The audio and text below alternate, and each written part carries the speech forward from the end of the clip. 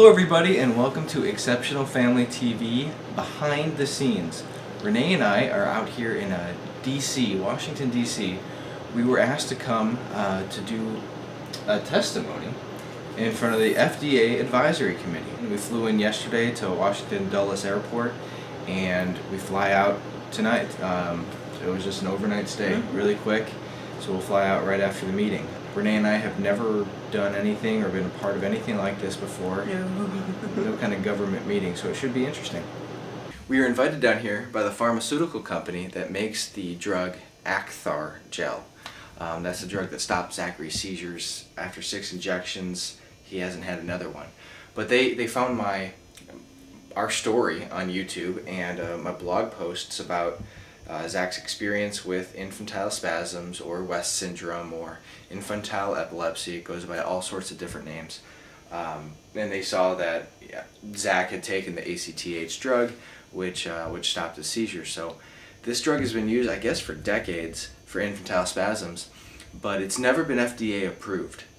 And QuestCor now is set up an FDA meeting to present their case to get it FDA approved. It's called the Advisory Committee, the FDA Advisory Committee. So after this presentation, the Advisory Committee will make a decision on whether it's approved or not. My role is to come down here and do a public, open public forum to speak at for only 3 minutes. You only get 3 minutes. But my role here is just to tell Zach's story, how he had infantile spasms and how he used Sabril, vigabatrin, another drug.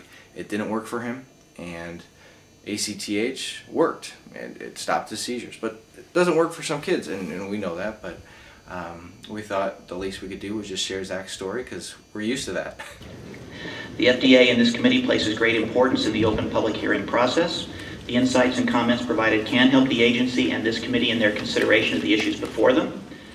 Our story is with our firstborn son, Zachary.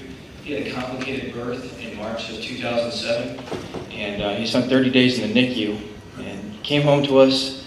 At 7 months old, he started having these spasms. We recorded them so that we could take the video to our neurologist, because he started having them over a weekend. When we took him into the neurologist, he diagnosed him right away with infantile spasms or West syndrome. The neurologist told us the dire consequences if it didn't stop, and they said that there's always an underlying cause to this, which resulted in us getting an MRI, revealing severe brain damage, giving us another diagnosis of cerebral palsy. So that was a devastating blow to us right there.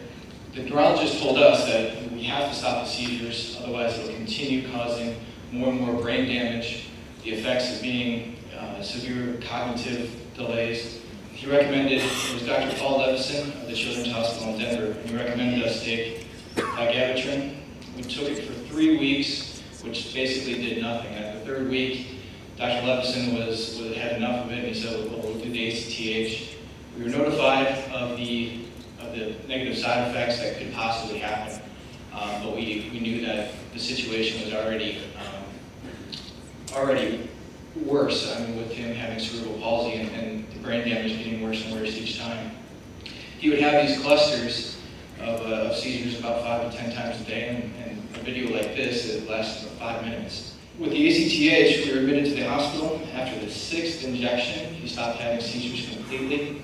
We were sent home with the drug. We did the full dosage and the tapering off period.